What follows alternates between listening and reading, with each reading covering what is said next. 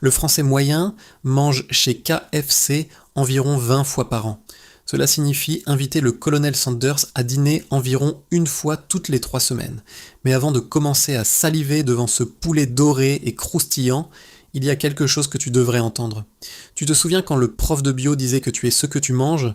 Si c'est vrai, alors beaucoup d'entre nous sommes des friteuses ambulantes recouvertes de 11 herbes et épices. La semaine dernière, j'ai trouvé un pilon de poulet KFC dans mon sac, vieux de...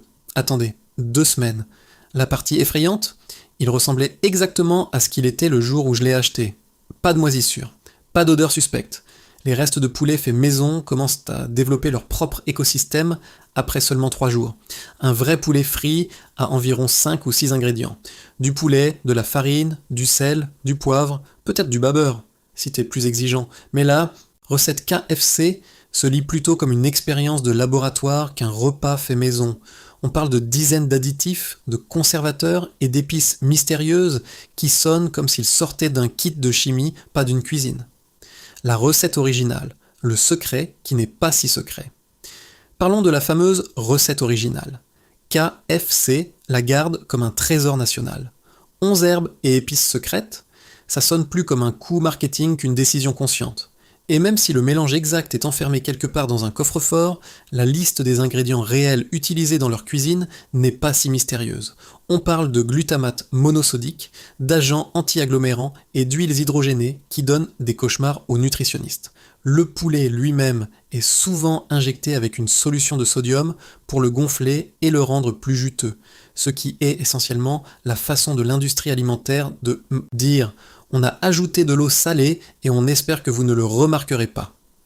Un ancien employé, KFC, m'a dit que parfois la viande arrive prépanée et congelée dans d'énormes sacs, transportés depuis des usines de transformation situées à des centaines de kilomètres. La vraie recette a moins à voir avec des épices secrètes et plus avec la maximisation de la durée de conservation et la réduction des coûts. L'uniformité est effrayante. Mais ce qui m'intrigue vraiment, c'est comment le poulet réussit à rester si uniforme. Chaque KFC en France, même texture, même goût, même croustillant doré. C'est comme s'ils avaient cloné le poulet. Un ami qui a travaillé dans l'industrie alimentaire a dit que l'objectif est l'uniformité, pas la qualité. Cela signifie que chaque bouchée est conçue pour être identique, jusqu'à la texture de la panure. La vraie nourriture ne fonctionne pas comme ça. Si tu faisais frire 10 morceaux de poulet différents à la maison, aucun d'eux ne serait exactement pareil. L'un serait un peu plus croustillant, l'autre un peu plus juteux. Mais KFC, c'est comme si quelqu'un avait mis un pilon de poulet sous Photoshop et l'avait imprimé sur une chaîne de montage industrielle. Les accompagnements, une autre histoire. Et ne me lancez pas sur les accompagnements. La purée de pommes de terre qui ne contient pas vraiment de vraies pommes de terre, la sauce qui vient d'un sachet de poudre, les biscuits qui semblent fabriqués dans un laboratoire de chimie, pas dans une boulangerie. J'ai une fois regardé un employé KFC faire de la purée en versant de l'eau bouillante dans un plateau de flocons beige. La texture ressemblait à du plâtre sec et sentait le carton trempé dans de l'arôme de beurre. De vraies pommes de terre nécessitent d'éplucher, bouillir, écraser et assaisonner. Chez KFC, elles viennent dans un seau et commencent par de la poudre. Les macaronis au fromage, un gel orange sur des pâtes friables qui réussissent en quelque sorte à être à la fois trop salées et complètement sans goût. C'est comme s'ils avaient fait de la soul food qui ressemble à de la soul food, mais avaient oublié l'âme dedans. Les chiffres qui font réfléchir. Voici la partie folle. Certains de leurs produits prétendument plus sains sont en fait pires pour toi que les classiques. Prends leur sandwich, ça sonne innocent. Un morceau de poulet, un peu de mayonnaise, un pain. Mais ce sandwich contient plus de 700 calories et près de 1500 mg de sodium. C'est plus de la moitié de ta dose quotidienne en un seul repas. Leur tourte au poulet. Une croûte grasse remplie de sauce crémeuse et de morceaux de poulet. Ça sonne comme quelque chose de fait maison, mais c'est l'un des produits les plus caloriques du menu. Plus de 700 calories et plus de sodium que 3 portions de soupe en conserve. Un ami est passé au poulet grillé pensant que c'était plus sain. Pas de friture, ça doit être mieux, non? Ce qu'il a reçu était un morceau de viande trempé dans une marinade, brûlé à l'extérieur et encore caoutchouteux à l'intérieur. Et le sodium, presque identique aux versions frites. La salade de choux avec plus de sodium que les chips. En parlant de sodium, la salade de choux, L'un des accompagnements moyens, KFC, contient plus de sodium qu'un paquet de chips. Et on parle de salade de choux, le plat que grand-mère faisait avec du chou, du vinaigre et peut-être un peu de sucre. La version KFC semble marinée dans une salière. Le double down, le sandwich sans pain. Et puis il y a le célèbre double down, 2 morceaux de poulet frit avec du fromage et du bacon au milieu. Pas de pain, juste de la viande tenant d'autres viandes. La première fois que je l'ai vu, j'ai cru que c'était une blague.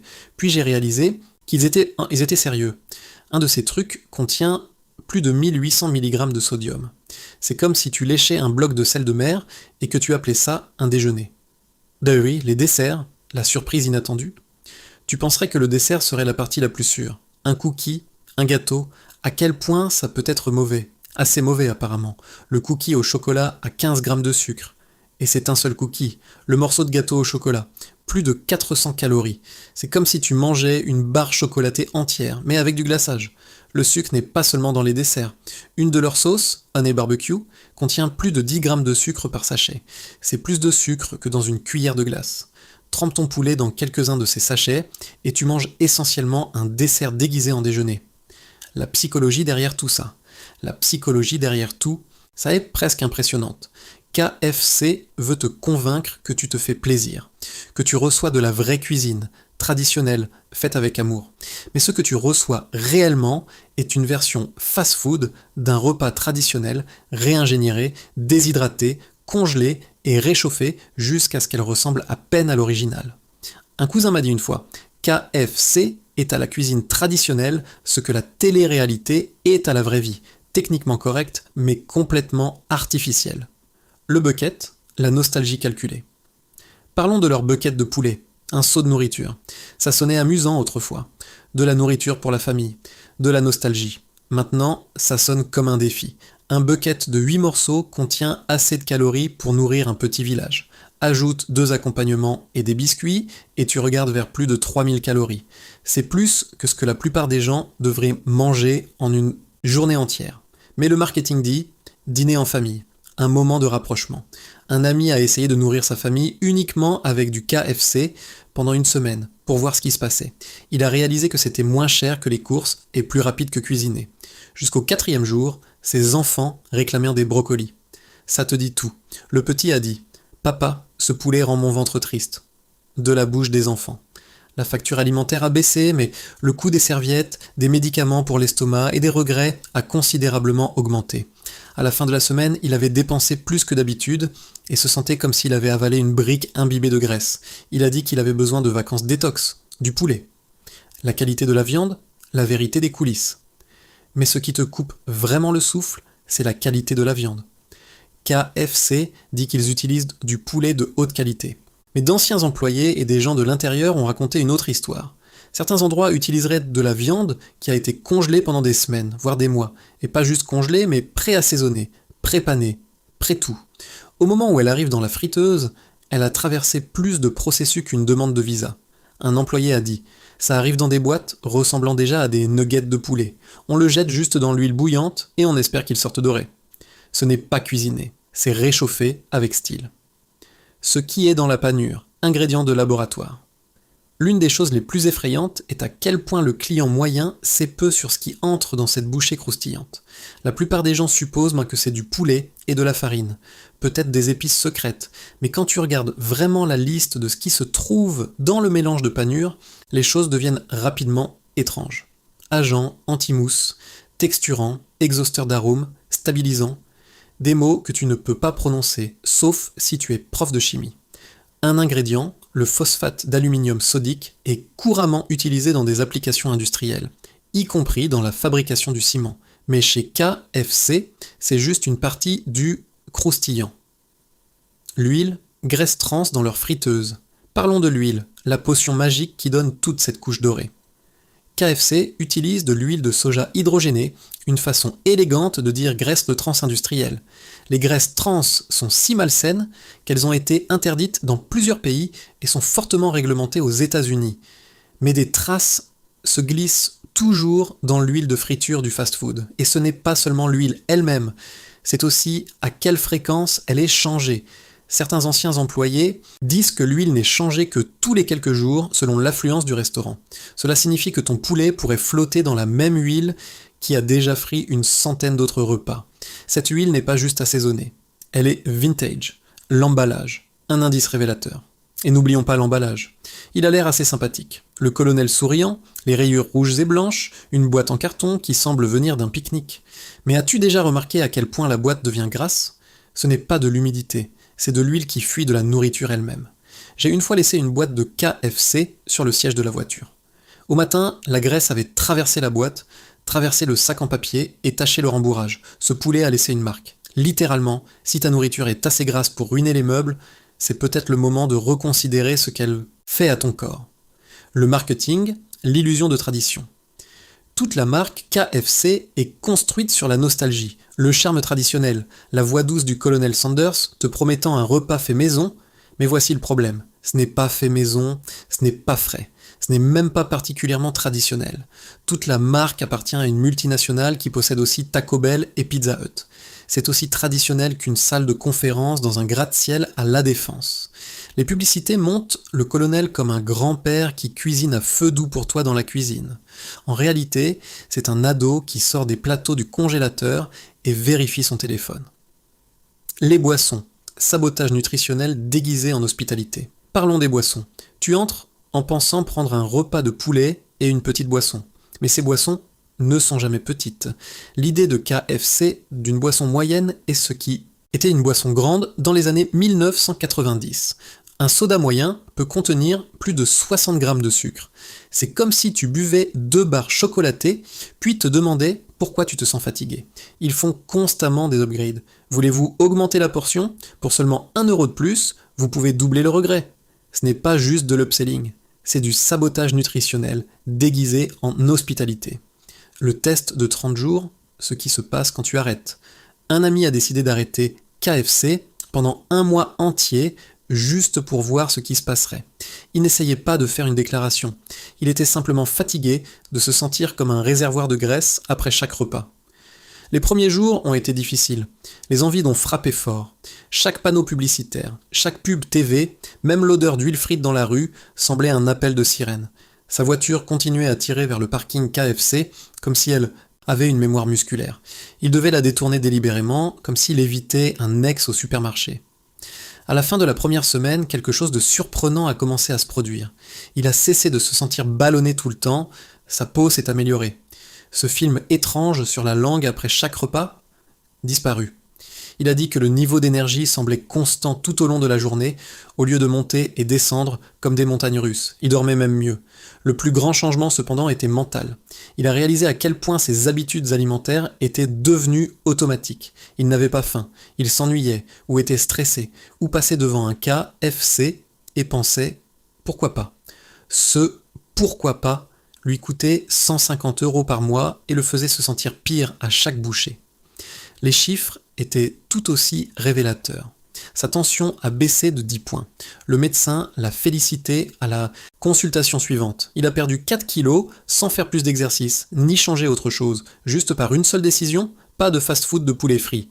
Quand le mois s'est terminé, il a pensé à revenir. Juste un repas pour les vieux temps. Il est entré, a fait la queue et a senti cet air frit familier, et quelque chose d'étrange s'est produit. Ça ne sentait plus la nourriture. Ça sentait les produits chimiques et l'huile et le regret. Il s'est retourné et est sorti sans commander. C'était comme visiter un ex et réaliser « Ah oui, c'est pour ça qu'on a rompu ».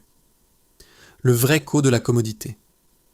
Voici la partie qui te fait vraiment réfléchir. Tout cela est devenu normal. On plaisante à ce sujet, on s'attend à ce que la nourriture soit grasse, on s'attend à se sentir léthargique après, on s'attend à ce que ce soit malsain, mais on le mange quand même parce que c'est facile et pas cher. Sauf que ce n'est pas vraiment pas cher. Pas si tu prends en compte le coût à long terme. Les visites chez le médecin, les médicaments pour la tension, les baisses d'énergie, les jours de travail perdus. Ce bucket de poulet peut coûter 15 € aujourd'hui, mais qu'est-ce que ça fait dans 20 ans ? Combien vaut vraiment cette commodité ? Ce que disent les anciens employés. J'ai une fois demandé à un ancien manager KFC ce qu'il pensait de la nourriture maintenant qu'il ne travaillait plus là. Il a hésité et a dit « Je vais être honnête, quand tu vois comment c'est fait tous les jours, ça te change. Je n'en ai plus mangé depuis que je suis parti, et j'aimais ça avant. » Ça te dit tout ce que tu as besoin de savoir. Le message final. Mais ne prétendons pas que KFC est le seul coupable. Ce n'est pas juste à propos d'une seule chaîne. C'est à propos de l'industrie du fast-food dans son ensemble. L'illusion de commodité, le mensonge de la valeur, la promesse de saveur, qui cache le coût pour ta santé. Quand on mange du fast-food sans réfléchir, on abandonne quelque chose de plus précieux que l'argent. On abandonne la conscience, le pouvoir de choisir ce qui nous fait vraiment du bien. Un défi. Voici un défi amusant. Essaie de faire toi-même du poulet frit à la maison, du vrai poulet, de la vraie farine, de la vraie huile. Ça prendra plus de temps, ce sera plus salissant, mais ça aura meilleur goût, ça ressemblera à nouveau à de la nourriture. Pas un produit, pas une marque, pas quelque chose qui vient dans une boîte grasse avec un côté de déception. Ou va encore plus simple, un blanc de poulet au four, des légumes frais, une salade qui ne se noie pas dans une sauce pleine de sucre. Parce que quand tu élimines l'emballage et le marketing, la nourriture devrait être quelque chose qui donne à ton corps. Ne lui prends pas. Quelque chose qui alimente ta journée, n'épuise pas ton énergie. KFC aura toujours une place dans notre culture. Pour certains, c'est lié au souvenir. Qui parmi nous n'a pas mangé du poulet du bucket lors d'un événement familial? Et c'est bien, mais les souvenirs ne doivent pas dicter tes habitudes. Tu peux regarder quelque chose avec affection sans avoir besoin de le répéter chaque semaine. Donc la prochaine fois que tu passes devant ce panneau rouge et blanc, pose-toi une seule question simple. Est-ce vraiment ce que je veux ou est-ce simplement ce que j'ai été entraîné à désirer? Parce qu'il y a une grande différence entre la faim et l'habitude. L'une nourrit ton corps. L'autre nourrit une industrie de milliards d'euros qui compte sur le fait que tu ne poses pas de questions. Si tu es arrivé jusqu'ici, félicitations. Tu es déjà plus informé que la plupart des gens dans la file du drive. Ce que tu fais avec ces informations dépend de toi. Mais quel que soit le choix que tu fasses, qu'il soit un vrai choix. Pas une décision sur pilote automatique. Pas un réflexe de confort. Un choix conscient, intentionnel, parce que quand il s'agit de ce que tu manges, tu mérites plus qu'un pilon réchauffé et un slogan intelligent. Le colonel Sanders avait peut-être un sourire charmant, mais ton corps te remerciera de ne pas t'être laissé berner.